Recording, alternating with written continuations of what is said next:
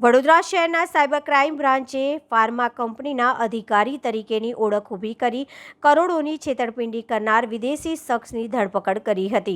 Pharma કંપનીના અધિકારી તરીકે ઓળખ ઊભી કરીને છેતરપિંડી કરનાર વિદેશી ઇસમની પોલીસે ધરપકડ કરી છે। આયુર્વેદિક લિક્વિડનો ઓર્ડર આપવાના બહાને નાણાકીય છેતરપિંડી કરતા ક્રાઇમ બ્રાન્ચે મુંબઈથી ધરપકડ કરી હતી અને આરોપીએ ફરિયાદીને અલગ અલગ બહાને નાણાં ભરવાનું જણાવી 1.24 કરોડ ઉપરાંતની રકમ પડાવી લીધી હતી।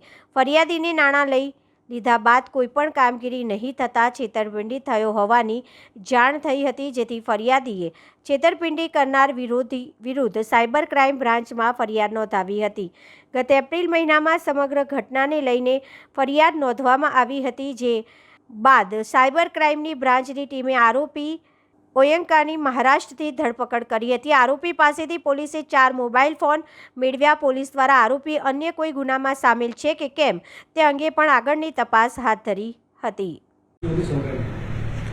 વડોદરા શહેર સાયબર ક્રાઇમ પોલીસ સ્ટેશન ખાતે 14/25ની એફઆઈઆર દાખલ કરવામાં આવી, જે અનુસાર ભોગ બનનાર પોતે સિવિલ એન્જિનિયર હોય અને તે એક કંપનીમાં નોકરી કરતા હોય, તેમને એક ઈમેલ કરવામાં આવે છે કે એક લિક્વિડ છે જેનું નામ છે પ્લુકેનેશિયા વીજ સેમ્પલ જે લિક્વિડ છે તેનું દવા બનાવવાની કંપનીમાં ખૂબ જ મહત્તમ ઉપયોગ થાય છે।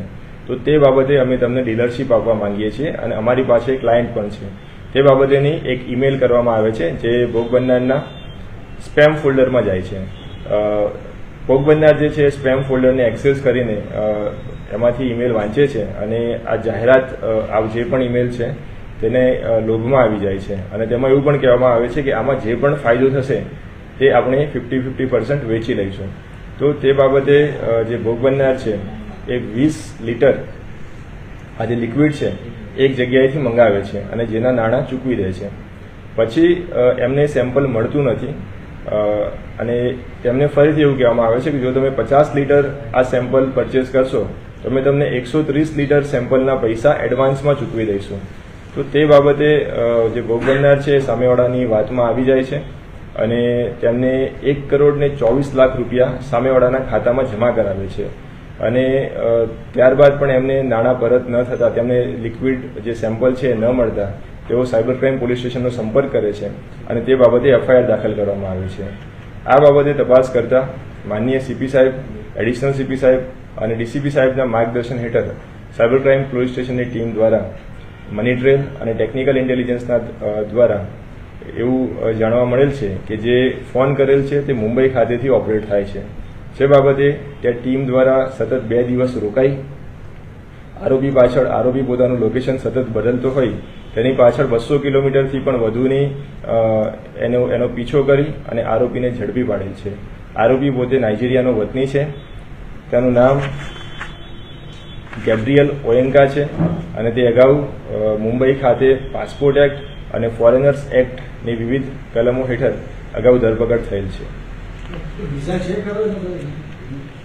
તેના વિરુદ્ધ જે તે વખતે મુંબઈ ખાતે પાસપોર્ટ એક્ટ અને ફોરેનર્સ એક્ટ હેઠળ એની ધરપકડ કરવામાં આવેલ છે અને અત્યારે તેની વધુ વિગતોની તપાસ ચાલુ છે।